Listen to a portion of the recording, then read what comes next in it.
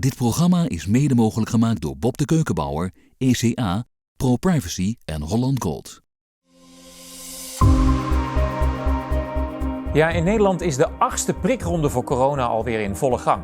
Steeds minder mensen laten zich nog boosteren en dat heeft alles te maken met de bijwerkingen waar gelukkig meer en meer aandacht voor komt. Werden professor Theo Schetters en ik in 2021 nog als anti-vaxxers weggezet, is dat nu toch wel anders. We kregen immers gelijk. Daarom wil ik je de documentaire Inside the Vaccine Trials niet ontzeggen. Wat de wereld niet mocht zien, brachten de makers gedetailleerd in beeld. Persoonlijke verhalen van mensen die deelnamen aan de klinische proeven van de corona-prikken. De film volgt vrijwilligers die vol vertrouwen meededen aan de onderzoeken, maar daarna te maken kregen met ernstige en langdurige gezondheidsklachten. Pijnlijk wordt duidelijk hoe moeilijk het is om erkenning en medische ondersteuning te krijgen. Niets van dat. Geen transparantie, noch verantwoordelijkheid bij de farmaceutische industrie en de gezondheidsinstanties. Uiteraard hebben we de docu voor jou van Nederlandse ondertitels voorzien, dus kijk, huiver en tel je zegeningen als jij de prik niet hebt genomen. Maar deel de docu met zoveel mogelijk mensen. We want to get it approved as quickly as we possibly can. I know that my injuries were not in the report and I had 30 adverse events.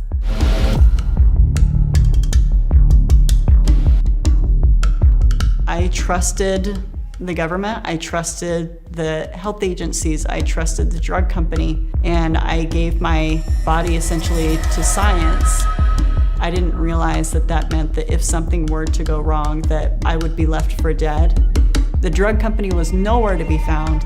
They were, poof, gone. The second there was a problem. She's in a wheelchair. She's got a feeding tube. Take this out. She couldn't feel from her lower waist down. And at that point, she couldn't walk anymore. She literally couldn't move her legs. People need to hear that this trial data is corrupted. I wanted people to be aware of the way that these clinical trials are being run. We were shocked to learn there were more serious adverse events in the vaccine group.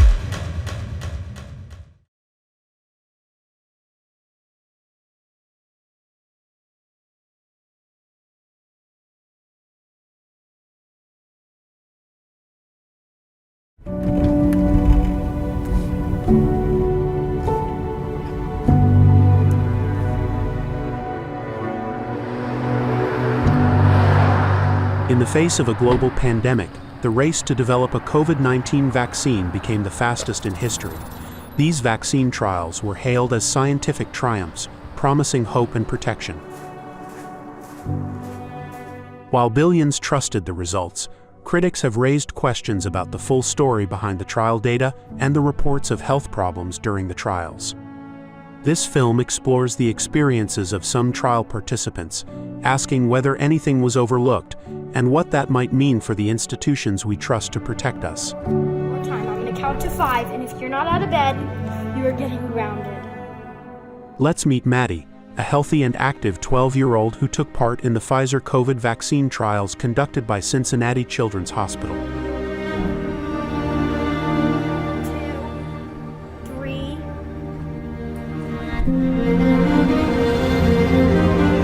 Pfizer among the first to announce that they are expanding their COVID-19 vaccine trials to include children ages 12 and up. What was meant to be a quick vaccine trial process resulted in long-lasting health challenges for Maddie.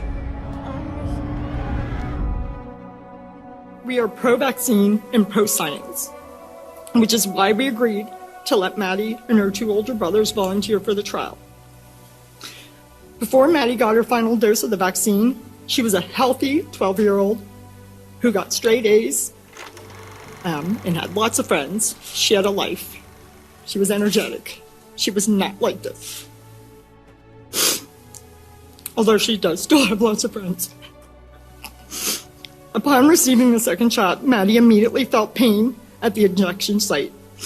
And over the next 24 hours, she developed severe abdominal and chest pain. And the way she described the chest pain, and I quote, "It feels like my heart is being ripped out through my neck."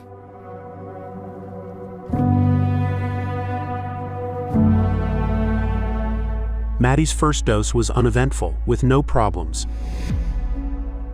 The very day Maddie received the second dose, she started to experience serious health problems. So she went to school, somehow made it through the day. I don't know how. Walked in the door. I was at work. My husband works from home. Dropped her backpack and looked like death by the time she walked right into my husband's office. My husband immediately called. There's a trial line number that you're supposed to call when it happens.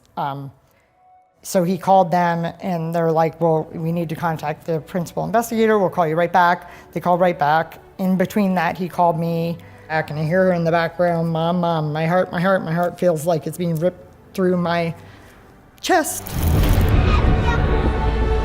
Stephanie recalls that it started with scream-inducing abdominal pain, frequent fainting spells, multiple seizures a day, painful electric shocks in her spine and neck, and the sensation of pins and needles in her feet, which eventually led to the loss of feeling from her waist down.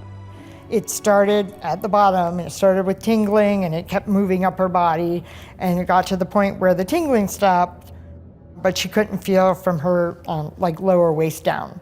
And at that point, she couldn't walk anymore. She literally couldn't move her legs.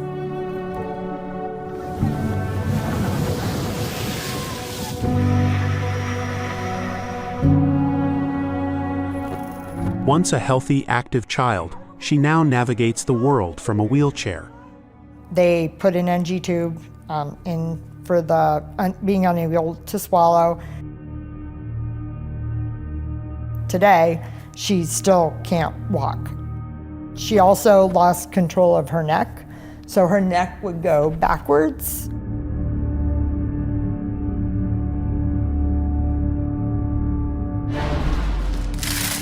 Maddie? Maddie. Emergency rooms and hospitals became her new normal. Hey, welcome back. I need to take this out. Okay. Help. Give me, please. The most difficult times were in the very beginning where she was in such severe pain. Like the severe pain eventually got, I wouldn't say better. She has like a constant pain that's her normal, but like the zapping and stuff eventually stopped. Developing this morning, one of the world's leading drug makers has hit the brakes on its coronavirus vaccine trial. Another COVID vaccine manufacturer, AstraZeneca, faced several precautionary trial pauses over safety concerns. Even a single case of an unexpected illness is sufficient to require a clinical hold for the trial in multiple countries. I have extensive experience in drug safety. I've led 24 day safety monitoring boards and randomized trials. In one case like Maddie's, the entire program should have been halted. We should have had a complete review. She should have had detailed testing, and the program should never have been restarted unless there was assurances that that would not happen again.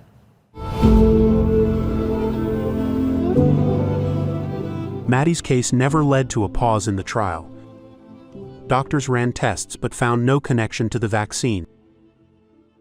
The doctors that have seen her so far have not found something where they thought was research related, is what they all were telling me.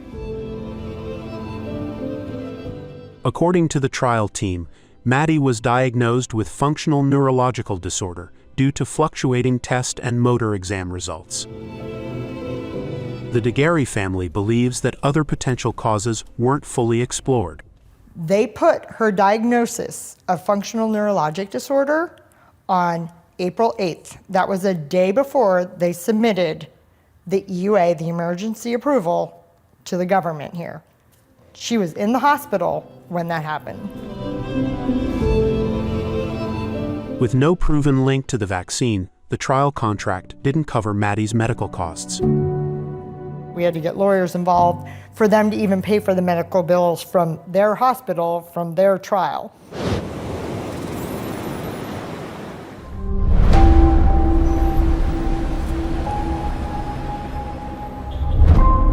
Aaron Series Practice is the largest non-governmental team that deals with vaccine injury claims. After carefully examining Maddie's case, Series' team is confident that her condition is related to the vaccine. This is not just anybody claiming they got an injury. This is one of the actual participants in the 12 to 15-year-old clinical trial who suffered a serious injury. In Maddie DeGarry's case, where we represent the DeGarry family, we've had an opportunity to look at all the records. There's over 50 folks at our firm, and there's 9 of them are exclusively involved in vaccine injury claims, including a number of medical professionals, lawyers, paralegals. They carefully and thoroughly reviewed Ms. DeGarry's medical records, and I could tell you that it's clear to us, it's clear as day, that Maddie's injuries are related to her COVID-19 vaccine. And I think any objective party, regulatory authority, pharmaceutical company reviewing it would reach the same conclusion. Did Pfizer include all of Maddie's symptoms in the documents they submitted for vaccine approval? Pfizer, based on the documentations we've obtained, reported Maddie's injury to the FDA as functional abdominal pain. He said she had a tummy ache. She's in a wheelchair. She's got a feeding tube. It's clearly related to getting the COVID-19 vaccine, and that's how Pfizer reported it. That's troubling in and of itself. The DeGarry family finally found a way forward when Maddie underwent nerve examinations at a private clinic, indicating nerve damage.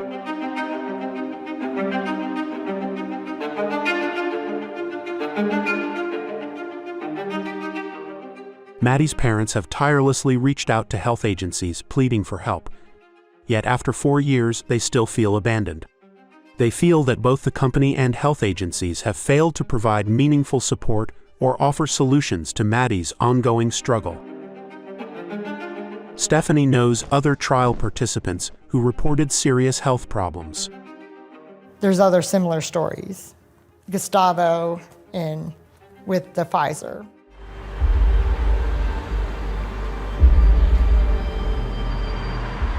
Augusto Ru, an Argentine lawyer who participated in the Pfizer vaccine trial, claims his heart inflammation and other health issues were not accurately documented.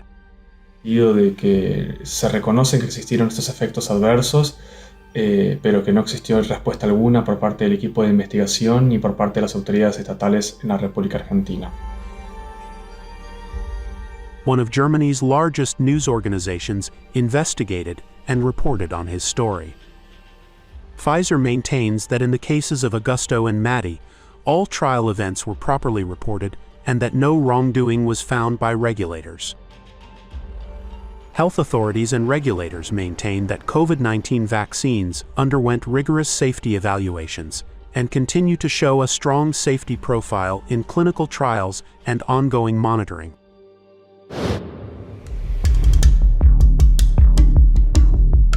These trial participants are questioning why their post-vaccine health issues were never publicly acknowledged. In the vaccine trial study report, serious adverse event cases are flagged. These participants say theirs were not. I know that my injuries were not in the report, and I had 30 adverse events.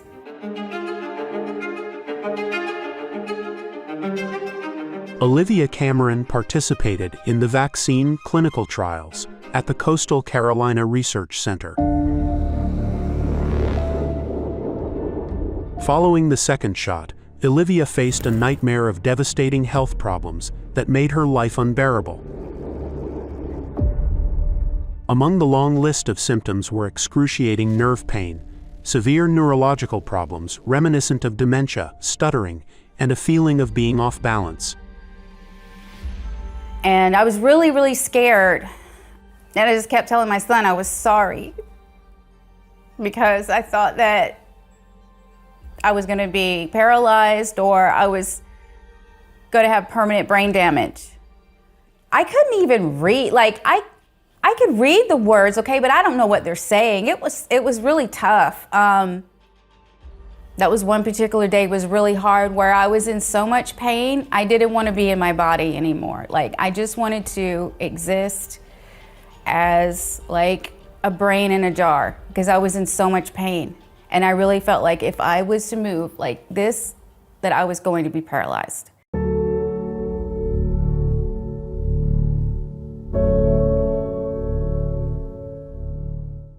There was so much inflammation from the shot that my muscles just locked up like this. Olivia's shoulder muscle, where she received the injection, suffered a severe injury. She endured a relentless shoulder cramp that caused damage to the muscle fibers, resulting in high-grade tears and unleashing a wave of pain that persisted for months on end. You know, it said in the contract, if you are injured as a result of the study drug, we will get you medical care, and they never got me any medical care. Olivia feels the vaccine manufacturer and research center should have responded swiftly with support and testing. Like in Maddie's case, Olivia felt abandoned. My insurance company finally provided the MRI. You know, it showed that I needed surgery. My shoulder surgeon said, yeah, you're definitely injured by the vaccine. He was the best surgeon in Charleston, South Carolina. And he could tell by the MRI and the way that it happened that it was definitely the vaccine that caused my shoulder damage. Olivia has documentation that includes a note from the surgeon stating, adverse effect of the vaccine. With help from the Highwire team, Olivia recorded a conversation with the principal investigator at the trial site, who stated that she believes Olivia's shoulder injury is linked to the vaccine. I think your shoulder. Was I the only one who had like all these like adverse reactions and stuff from? You were by far the worst. I'm so sorry. Worse? Yeah. Do you think that what is wrong with me, all of these health problems, is a result of the vaccine or not? I think your shoulder.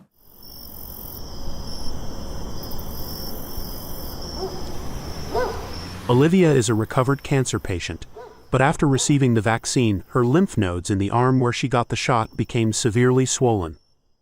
They were suspicious of lymphoma because, you know, all of a sudden, you know, you got these lymph nodes swelling up. According to Olivia, because the biopsy showed her lymph nodes appeared unusually melted, she suspects her lymphoma may have been triggered by the vaccine. The very old doctor, he said that it started here. The vax arm is the one that said definitely T-cell lymphoma, and the surgeon said he never saw lymph nodes like that before. The color and the way that they were just like melted together. There is no proven medical connection between Olivia's lymphoma and the vaccine, nor is it listed among FDA side effects.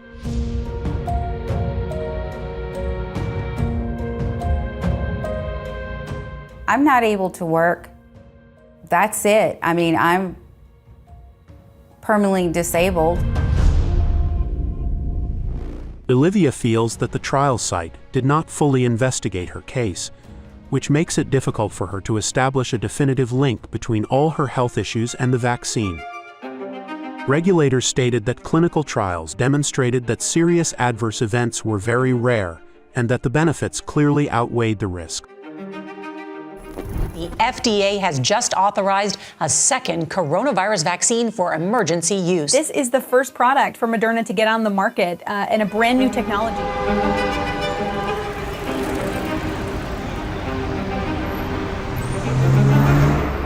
Although regulators have not suggested any foul play, trial participants suspect their stories could have jeopardized vaccine approval. As AstraZeneca's trial pauses caused worldwide concern and may have even influenced public trust.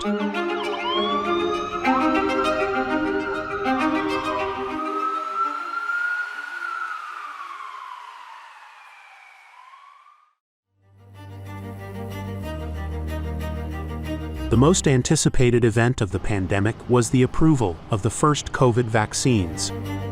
Based on these trials, the vaccines were hailed as exceptionally safe and effective. This is one of the most studied vaccines in history. In the clinical trial, the side effects were usually mild and lasted for a day or so. The evidence convincingly shows that the benefits are greater than the risks. The COVID vaccine market has skyrocketed beyond the astounding $100 billion mark, establishing it as one of the most profitable pharma products in history. The race to develop a vaccine was not merely a noble quest to save the world. Moderna, and Pfizer and BioNTech won the race, and they did this on a for-profit basis. And they're going to reap billions of dollars in sales every year. These vaccines are going to be some of the biggest drugs of all time. Pfizer, BioNTech, Moderna, and AstraZeneca were the first ones out with a COVID vaccine, and they were awarded the biggest contracts. 100 million doses. We bought more vaccine. 200 million more doses of the Pfizer vaccine. More potential doses per Canadian than anywhere else. For every adult in the country. We're expecting an even larger shipment from Pfizer again. Moderna's stock surged nearly 20 times, while the company behind Pfizer's vaccine, BioNTech, witnessed its stock increase over 10 times. Some of the shareholders of these companies made a fortune. While the CEO of AstraZeneca was knighted. Company AstraZeneca has been honored with a knighthood.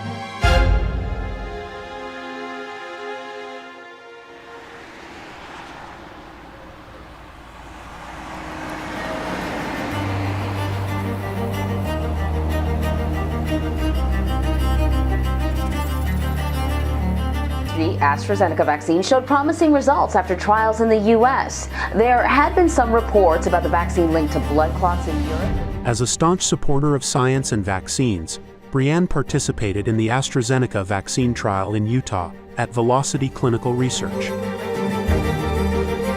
She volunteered for a clinical trial. The reality is I am in pain every second of every day. Now, you have suffered greatly over the past few years. I've got to be totally honest with you. I mean, it almost put me 6 feet under. You've been in the Daily Mail in the UK, you've been on Bloomberg internationally, so your story is getting out now.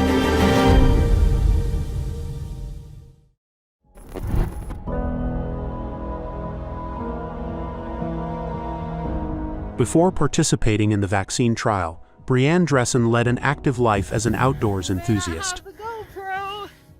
She worked as a preschool teacher and her husband as a biochemist. Together, they have 2 children.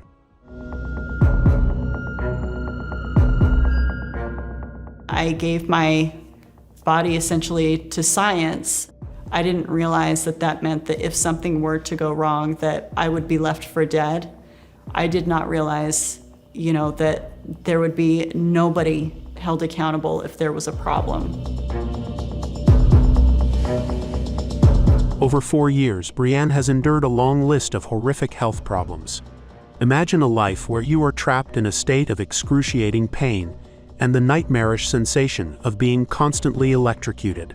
Existing like this has been an absolute nightmare. I hope that people understand that it is horrific and it is something that I hope nobody ever has to experience. I would not wish this on my worst enemy. Brianne's health problems began just 1 hour after receiving the AstraZeneca vaccine and spiraled out of control with each passing day. 2.5 weeks into it, I landed in the hospital for the 4th time, and my legs were not working. I was incontinent. I remembered crying because my legs stopped working, and I knew something was terribly wrong. I was holed up in my room 24/7 because the lights were so just overbearing. The sound was overbearing. The sound of running water was too much for my ears. My son would come into my room to try to comfort me. He was 8 years old at the time. And even just the touch of his little hand, it felt like it was cactus, like I was just being stabbed with cactus. It was this burning, prickling sensation. And so I just remember pushing him away and, asking him to go away. And I'll always be haunted by his little face, just not sure why he could not be there, even next to his mom.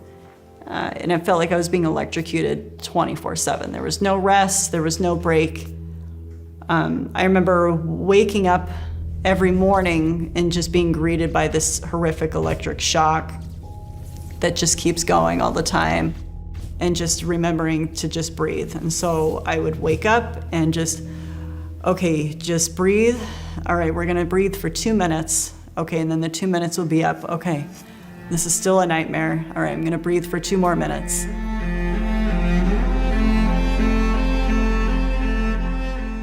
And there was no doctor that knew what was going on. The test clinic was very frustrated with the drug company. They were very confused. They couldn't understand why the drug company wasn't calling us.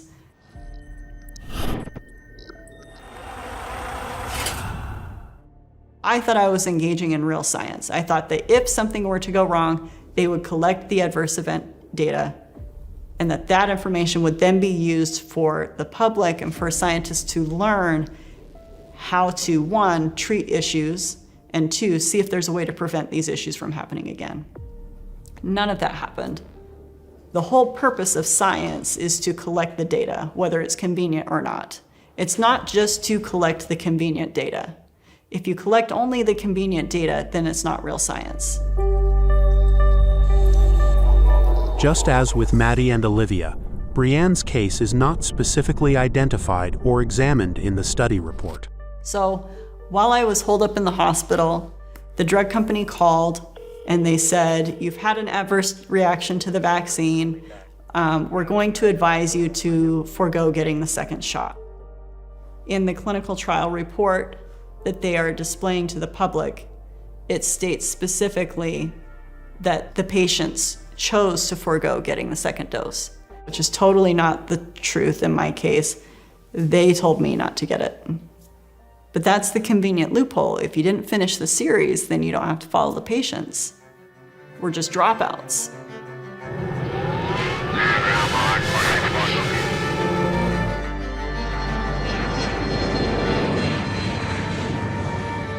Thanks to her husband's efforts, Brianne was recruited for a research study by the National Institutes of Health.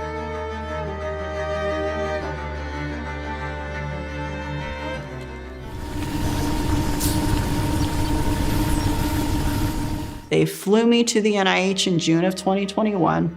They did tests, they did treatments, they did full-on evaluations. They had a whole bunch of other treatment recommendations. They had concepts and theories behind what was going on. In the study conducted at the National Institutes of Health, they found evidence of nerve damage in patients who experienced serious neurological symptoms after receiving the COVID vaccine. They examined 23 patients to determine whether their neurological symptoms were linked to vaccine-related nerve damage, using tests like nerve exams, skin biopsies, and neurological evaluations.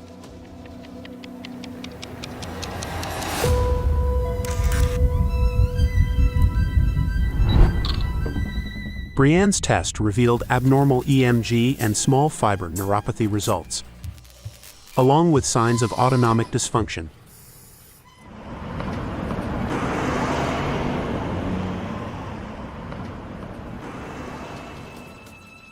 NIH doctors diagnosed her with post-vaccine neuropathy and severe POTS, a condition causing heart dysregulation. Yes, we had COVID vaccine injuries on our medical charts from the NIH. Later, Brianne received a diagnosis that was even more specific, indicating CIDP and small fiber neuropathy.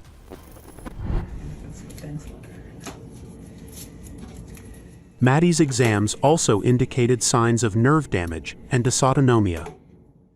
So she was diagnosed with chronic inflammatory demyelinating polyneuropathy, so it's CIDP. So basically what happened is her body, whenever she got the vaccine, it overreacted, and rather than just attacking the virus, it attacked her nerves.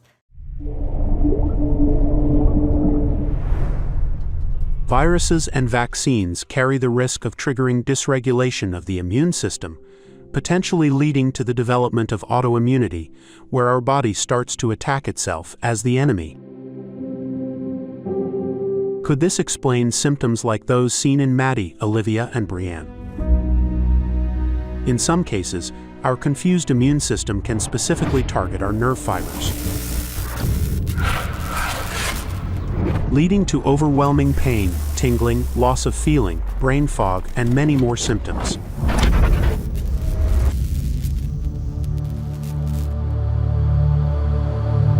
Kun je deze uitzending waarderen en vind je het belangrijk wat we doen? Help ons dan in de missie.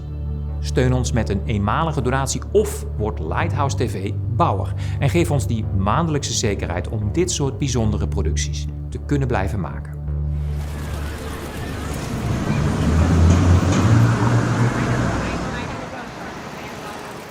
We've learned the FDA's top vaccine regulator, Dr. Peter Marks, has resigned. His sub-agency, it was the one in charge of handling, regulating vaccines for the entirety of the FDA. Dr. Peter Marks was the mastermind behind Operation Warp Speed, the largest vaccine project in history. Dr. Marks, come on out. Why should Americans trust these vaccines? Dr. Peter Marks, who was recently dismissed from his role, was one of the most influential figures in overseeing vaccine safety at the Food and Drug Administration. FDA staff members are like your family. The FDA is considered the gold standard regulator of medical products. FDA officials were impressed by the trial results, praising the vaccines as exceptionally safe and granting them emergency use authorization. The data provided by the sponsor have met the FDA's expectations. While regulators highlighted the vaccine's strong safety profile, scientists from prestigious universities called for greater transparency in the trials and the approval process. We have made this review process as transparent as possible. Nothing's being hidden. It's all open and transparent. While promising full transparency, the FDA requested a 75-year delay in releasing the complete Pfizer data, citing a lack of resources. A judge in Texas has ruled that the FDA cannot take 75 years to release data about the COVID-19 vaccines.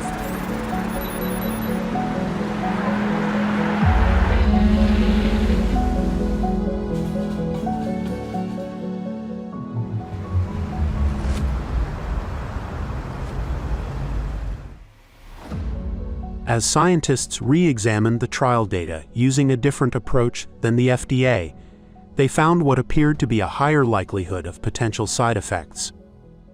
My name's Dr. Joseph Freeman. I'm an emergency physician and a clinical scientist. I specialize in harm-benefit analysis. Nearly all medical interventions also cause harm. So what we do typically with this is we try to compare them side by side. Do the benefits outweigh the harms, or do the harms outweigh the benefits? Joseph Freeman and his colleagues conducted a reanalysis of the COVID vaccine trials, uncovering what appear to be risk signals associated with the mRNA vaccines. In our reanalysis of the original clinical trial, we were shocked to learn that within the Pfizer trial, there were more serious adverse events in the vaccine group. There was 36% more, which amounts to a 1 for every 555 people experienced an additional serious adverse event. And we found that the vaccines in the clinical trials themselves appeared to be at least 2 to 4 times more likely to cause a serious adverse event than to prevent hospitalization.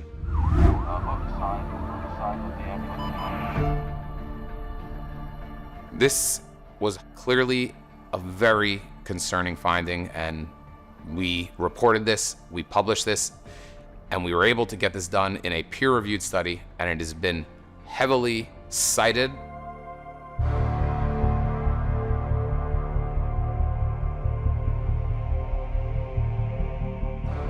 With billions vaccinated, millions reported health issues shortly after vaccination, including serious cases like blood clots, hospitalizations, and neurological symptoms. Many affected individuals now feel desperate, as regulators have ruled that nearly all cases are coincidental and not caused by the vaccine. Critics argue that the current system struggles to detect rare side effects and establish a clear link to the vaccine.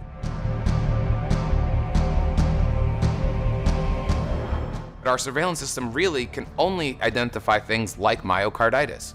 Our system can identify huge relative increases, like a 500% increase.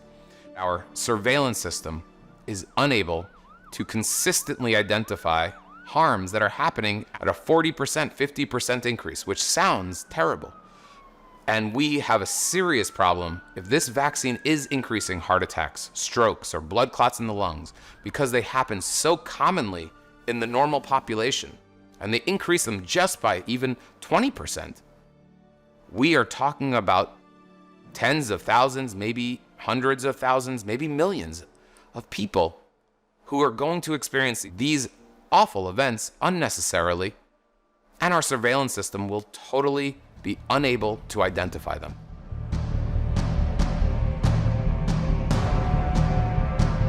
Large-scale studies have identified risk signals that need further investigation. Some studies have found new risk signals linked to very specific health conditions, but research is very limited. The largest COVID vaccine study to date was just released. 99 million people from around the world. They identified these very significant problems that were neurologic, cardiac, or hematologic issues.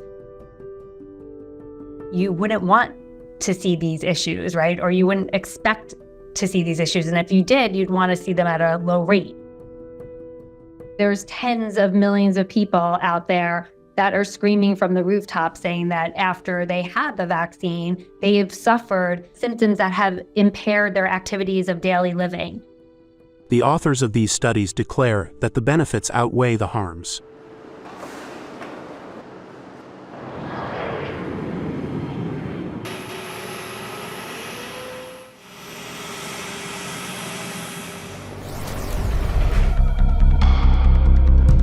We should be vaccinating as many people as you possibly can.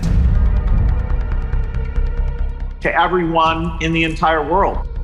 Vaccine Super Site opens today at Yankee Stadium.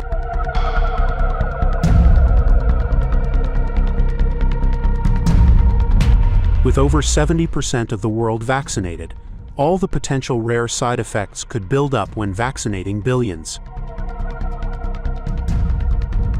So, a specific side effect could mean thousands of real cases globally, without drawing much attention. It's quite clear that what we saw in the original clinical trials was that not one single type of serious adverse event was what occurred. It was many different types, serious adverse events, each one incredibly rare. We could say 1 in 10,000, 1 in 20,000, 1 in 30,000 increase. But when you have many different types of serious adverse events happening at a very rare rate, when you consider all of them together, your chances of having any serious adverse event become much less rare.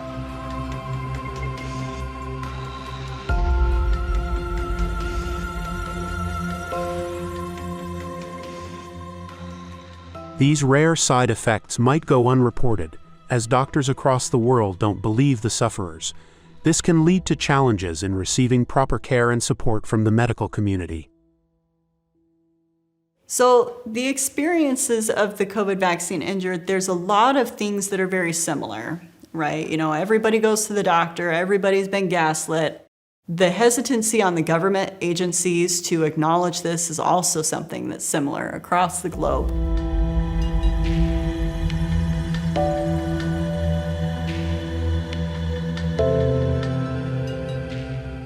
After vaccination, Joel developed spinal cord inflammation that left him disabled. Before the disability, he was a respected surgeon. Before my injury, I trusted my healthcare organizations. I trusted my federal agencies to do their job. And the FDA's mission, if you look at their website, is to protect the population from drugs and medical devices. The government wasn't helping anyone. So we realized that if anything was going to happen, we were going to have to do it ourselves. We needed to start a legal nonprofit so we could really take our negative reactions and change them into positive action. We needed to become far more than just sad stories. Brianne and Joel founded React 19, a science-based support group for over 39,000 sufferers, hoping the agency responsible for vaccine safety would be their lifeline. I'm happy to start. I'm Peter Marks, Director of the Center for Biologics Evaluation and Research. I've told Peter Marks to his face on a Zoom that he failed. Because the agencies have not done their job on our behalf, we have people that are permanently damaged. We struggle very diligently to try to understand safety signals. The calls with Dr. Marks have been pretty much of a joke or a farce. He listens. He says he'll get back to us. Okay, he never does. We email him with a set of questions, never get a response. It's just wrong. They're supposed to be proactive ones that are looking out and protecting us. These 30,000 seriously injured individuals in this one group, in just the United States, and there are countless people around the world in the same position, that there could be this cacophony of crying and suffering and pain in every corner of this country and other countries around the world, and our health authorities could simply ignore them and turn a blind eye to them. But recognizing that COVID-19 vaccines cause the harm to those individuals directly abuts the policies that these agencies are pushing. When it comes to pharmaceutical companies, all those injured people, they all stand in the way of billions of dollars of profits.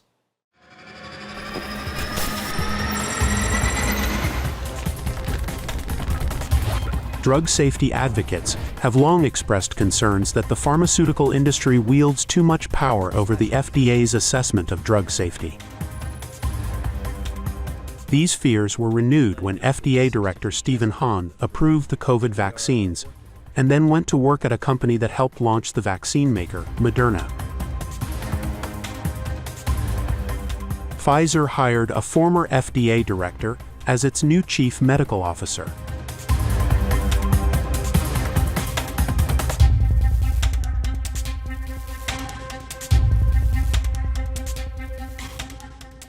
And regulators, unfortunately, have started viewing themselves not as the ones who need to assure safety or oversee it, but more as partners with the industry and getting these products licensed, developed, and pushed out to the marketplace as soon as possible. To see that in action, one need go no further than looking recently at the FDA's homepage. What you're going to see is basically an ad for the bivalent COVID-19 vaccine. The head of its vaccine division, biologics division, Dr. Peter Marks, literally put out videos promoting this vaccine to the public, telling everybody they should get it. Vaccines are safe and serious side effects are rare. Seriously consider getting vaccinated if you're eligible. Getting a bivalent vaccine booster dose is critical. The FDA is there to license the vaccine, to review the data and ensure it's safe and effective. It has no role in promoting the vaccine. It's not its job. But it is so far gone from its regulatory role.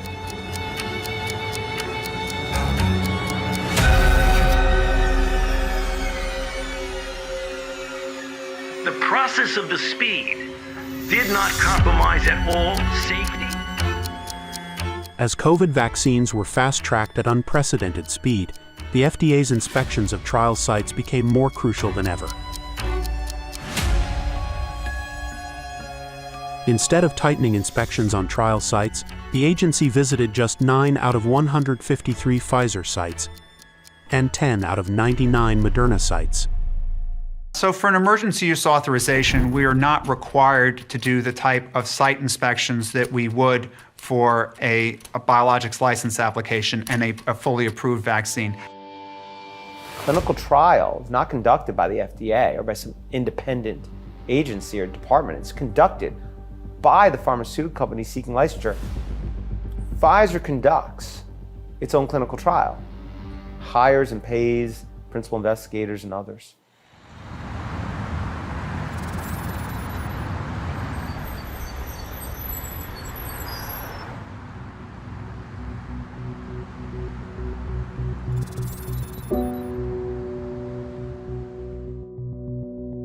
Brooke Jackson was a regional director for 2 of the Pfizer-BioNTech vaccine trial sites in Texas.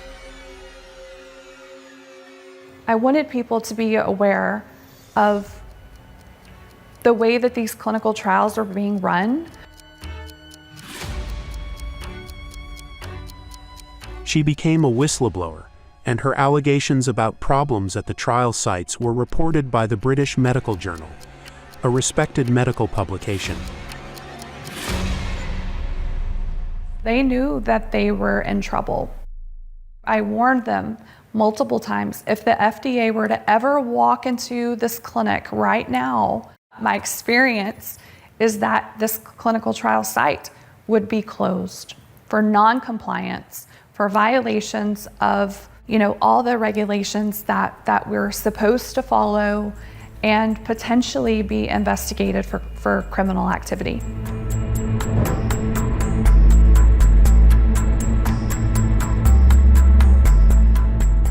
We had so many adverse events that needed to be reported that we just could not answer all of them. We were getting complaints directly from Pfizer wanting to know why patients were calling them, stating that they were unable to get a hold of the clinical trial site. The mailboxes were full, and we were just continuing to be allowed by Pfizer to enroll patients even while they knew there were these types of problems going on. If they're pushing us, they have to be pushing elsewhere.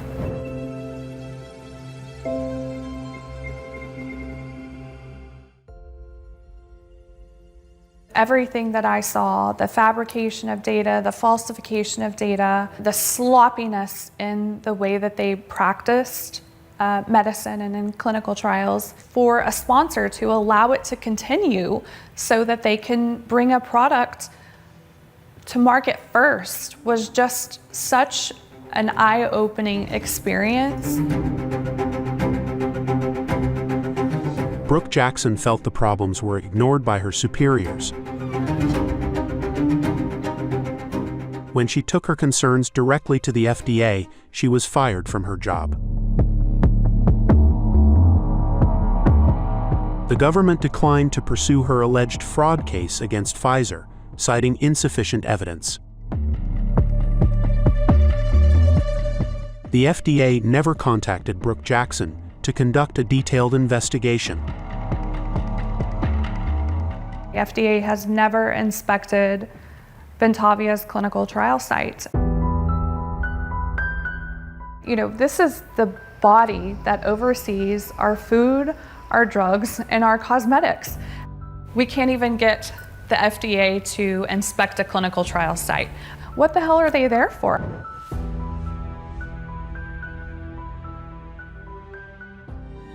Please. Thank you, Doug. Thank you, Mr. President.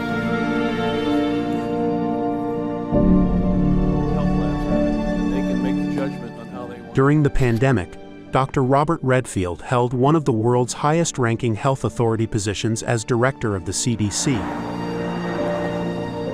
the very agency responsible for overseeing vaccine safety. The former CDC director has been a strong advocate for COVID vaccination, but he also acknowledges that vaccine injuries have consistently been downplayed and underreported. There was not appropriate transparency from the beginning about the potential side effects of these vaccines.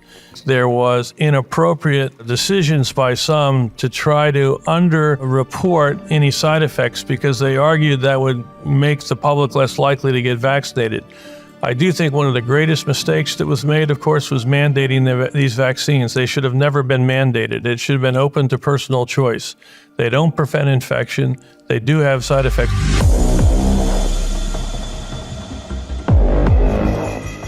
We have very good safety surveillance systems in place where we would be looking at safety events.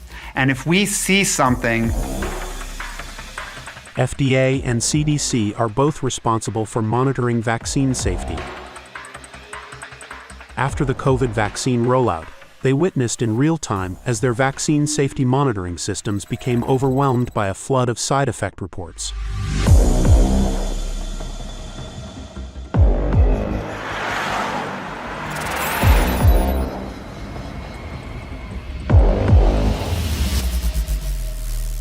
Peter Marks, one of the heads of the FDA, testified that the agency was blindsided by the massive increase in reports. Dr. Marks, was the government prepared for such an avalanche of reports to VAERS?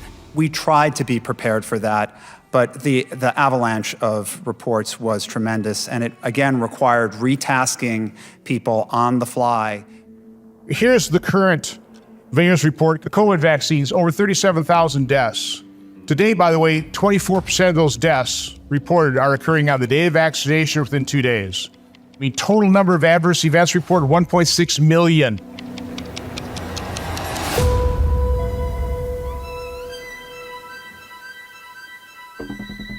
While public VAERS reports are unverified, the FDA does not link a single one of the tens of thousands of death reports to the vaccine. In 2021, following the COVID vaccine rollout, reports soared to over 1 million, with 1 in 5 categorized as serious. Despite the large number of reports, regulators and companies state that they have reviewed the data and found no serious safety concerns. Pfizer, after rolling out the vaccine, realized they need to hire over another 1,000 individuals to just be able to have the support they needed to process all of the injury reports. So that obviously was unexpected.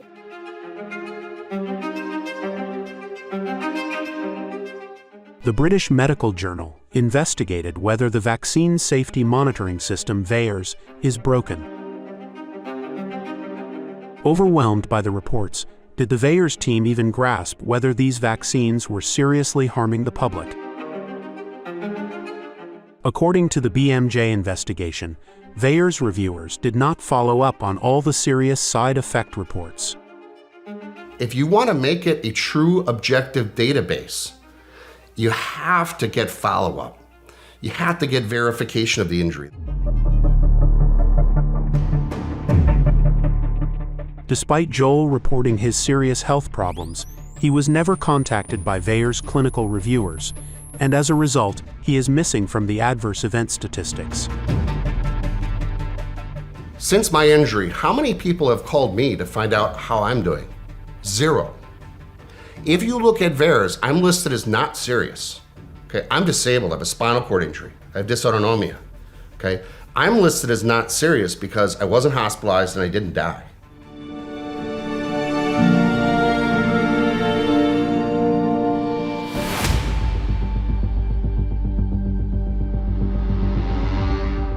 The FDA should release all of the safety data they have. I was very disappointed to hear that they were planning to hold on to that till 2026.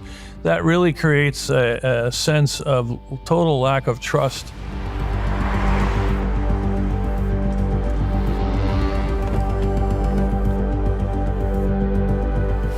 Health agencies have been slow to release crucial information on vaccine safety, even fighting legal battles, making it difficult for scientists to evaluate the potential risks of these vaccines.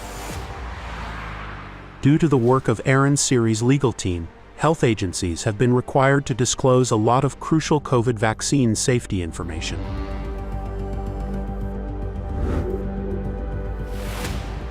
For instance, data collected by the largest vaccine safety monitoring app revealed that thousands of users reported health issues.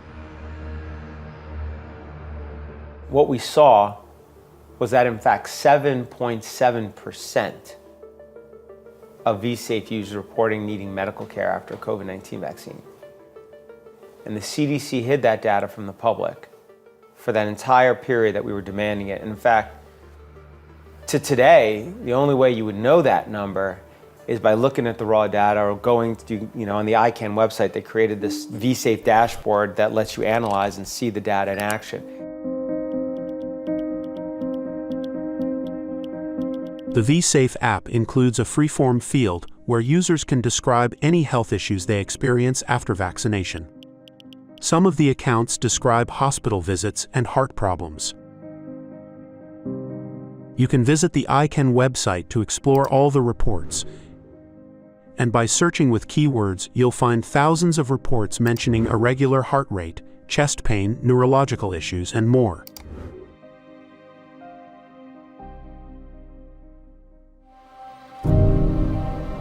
We are seeing serious problems with this vaccine, and its benefits are looking worse every day. We should not be continuing to give this vaccine without new trials that demonstrate that its benefit is outweighing its harm, and these need to be well-done trials. Therefore, with that, I ask that the vaccine be withdrawn until such trials are done.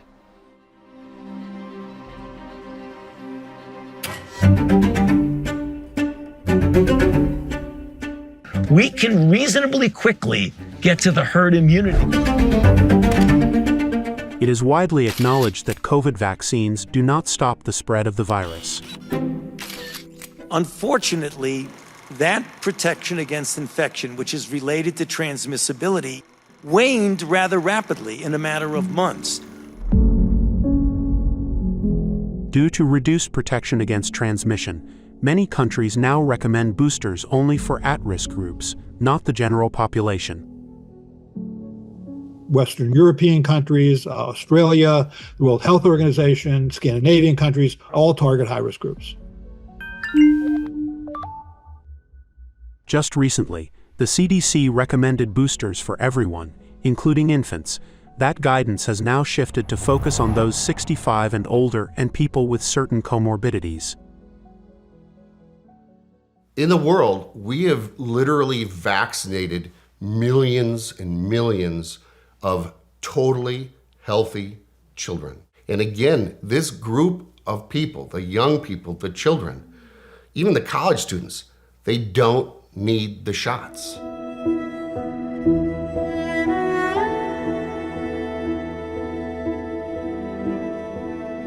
I can assure you COVID-19 was a very serious disease.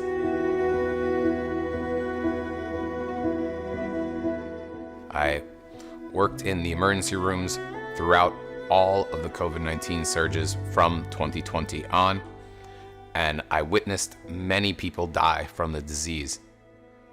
Of the people who I saw who were seriously ill with the disease, every single one of them was either elderly and frail with multiple comorbidities, or there were some younger individuals in their 30s and 40s who I did witness become seriously ill, and some die who were severely obese. However, I did not personally witness a single healthy adult or child ever become seriously ill. And I've spoken to many of the other emergency room physicians that are my friends and emergency nurses, and I have not found one who has observed such a situation of a healthy young adult or a child being seriously ill with COVID-19. Joseph's observations are supported by one of the largest studies showing that the actual risk of death from COVID-19 is quite low for healthy individuals, raising questions about mass vaccination. While it may have felt like the death rate was near 2%, it was 0.5% for those aged 60 to 69, and the risk for those under 19, it was incredibly low, just 0.0003%. Now, to have a vaccine for this group of people who has such a rare risk of serious hospitalization is incredibly dangerous to not have perfect safety data. That means a small rate of harm, even a yet unknown rate, could easily outweigh the benefit. Millions of kids are about to get a COVID vaccination shot. We do want to be vaccinating the children. There's likely an association between these two vaccines and an increased risk of a rare heart condition for young people. We have had reports of this rare but mild myocarditis. While studies observe that post-vaccination myocarditis is very rare, and most cases resolve without known complications, some research raises concerns about the potential for heart scarring and long-term risks. And it's very mild. Only about 2% have required any significant medical intervention. An Israeli study found that myocarditis occurred in about 1 in every 6,600 young males following vaccination.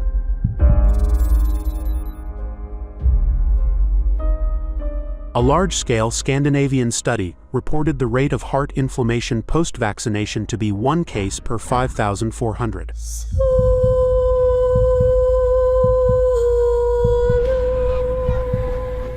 In a Thailand study, out of the 301 vaccinated children, 54 had abnormal ECG findings.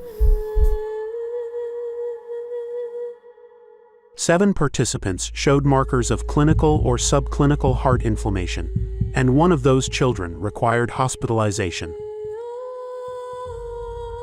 They found the risk of myocarditis to be 2%, 1 in 50. Well, that's alarming. Are these discussions going on in the doctor's office when someone brings their child in? These children were found to have elevated levels of something called troponin in their blood. Now, they didn't feel anything necessarily, but heart damage, even they didn't feel that day, is something that in the next 20 to 30 years or 1 year could lead to them having a sudden cardiac death. In 30, 40 years as they get older, it could lead to them having heart failure earlier than they would have normally. There are considerable risks to not getting your child vaccinated.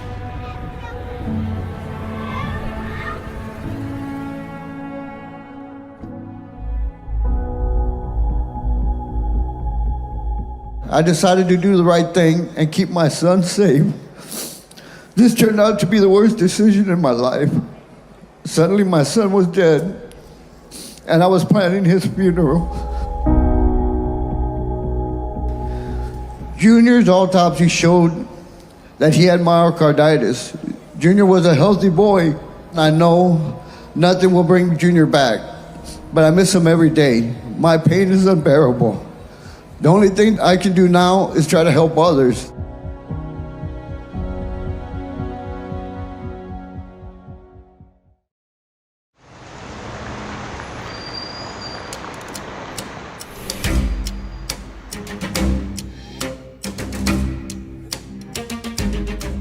So the pharmaceutical companies are protected.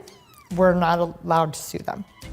The government's own COVID vaccine compensation program has an extremely low payout rate. Let me put it this way. If I came to you and I said, hey, I got a business idea. Here's the idea. We're gonna make this product, this thing you inject into people. Wow, okay. Well, what about safety issues? Don't worry about it. You can't be sued for the injuries it causes. Okay, well, who the heck would take that product? Don't worry. The government's gonna mandate it. Wow, you mean guaranteed market? Yeah, they'll mandate it and why would they do that? Don't worry, they'll mandate it. Oh, okay. Well, but won't there still be a bunch of PR issues? Don't worry. Billions of taxpayer money will go to just repeating the mantra safe and effective over and over again, promoting your product through trusted voices. Safety is off the table. There's no doubt. It's safe. And they're safe and they're highly effective. They're safe and effective. They're safe. Safe. Extraordinarily safe. It's safe. It's the right thing to do. It's good for you. We have an extraordinary safety profile, probably unlike any we've seen with any vaccine in history. To everyone in the entire world. All Canadians to be vaccinated. As much as we can, as fast as we can. We can reasonably quickly get to the herd immunity. How could it be, right, that you'd have a product where you can't be sued for harm, you got a guaranteed market, they promote the product for you. It sounds unreal. So, and it should be unreal. It shouldn't exist. And the only product it exists for like this is for vaccines.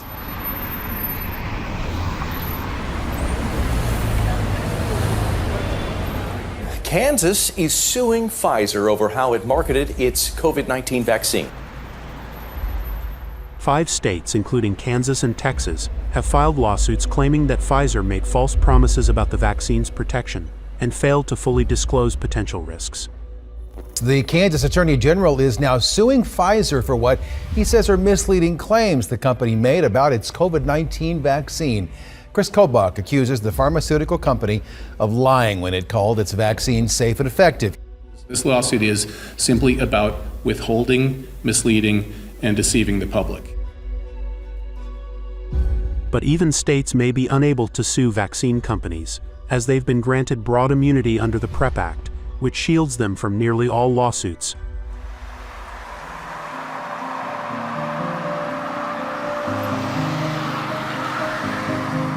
This film presents a perspective on vaccine safety and injury claims.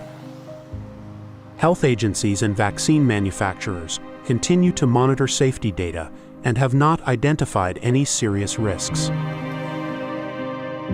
Regulatory bodies around the world remain confident in the safety of these vaccines and have not made any allegations against manufacturers. Viewers are encouraged to consult their doctors and seek information from a range of reliable sources.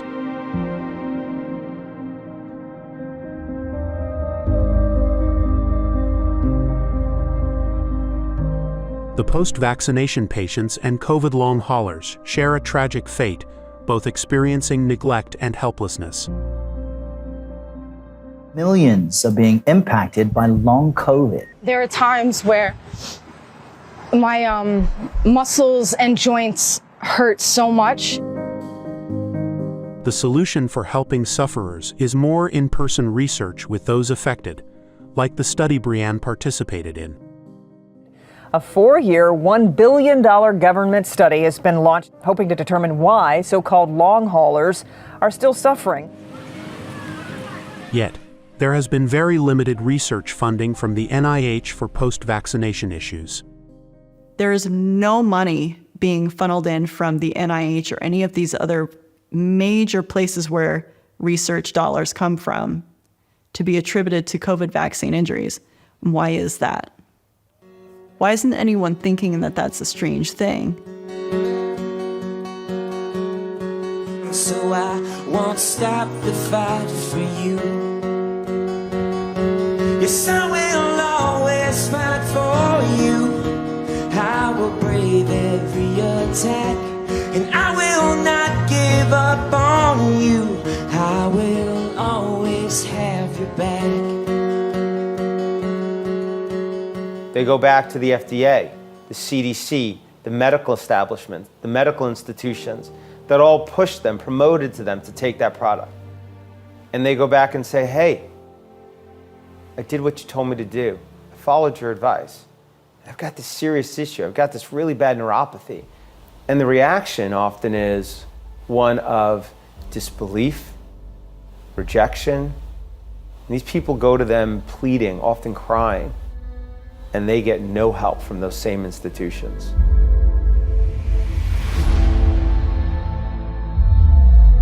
If there is something that goes wrong, you are on your own. The government isn't going to help you. The drug companies aren't going to help you. Your doctors are not going to have any idea what to do with you. The COVID vaccine injury group, React 19, has assisted numerous sufferers in navigating the health system. We were able to find a doctor because of React 19, and that's how Maddie was able to see a doctor that was able to do the right tests and gave her the correct diagnosis, so she was able to get the correct treatments. React 19 also provides financial support to cover medical expenses for injured individuals who are often bankrupt due to their medical condition. We deal with people that are financially devastated all the time. That's why one of the 3 pillars of our organization is our care fund, which gives grants to up to $10,000 for people for uncovered medical expenses. But I can't tell you how many times my heart has been broken. I look at every application that comes in for our care fund. We look at their finances, and it's typically, retirement account 0, savings 0. We have people that are living in their car. They couldn't pay their rent, they couldn't pay their mortgage. React 19 relies on donations to provide support for the injured, work towards solutions, and address costly legal battles.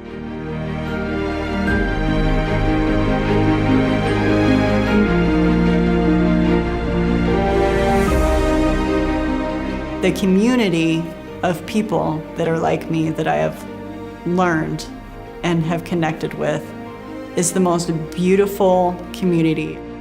I have a new family now. It's my injured family.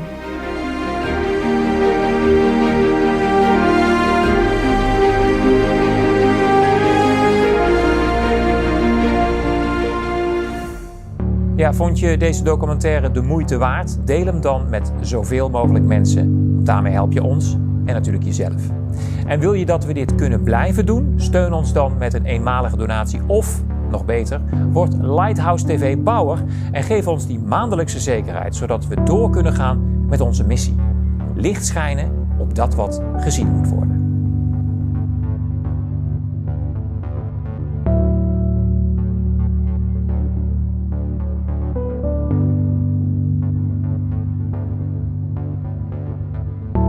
Dit programma is mede mogelijk gemaakt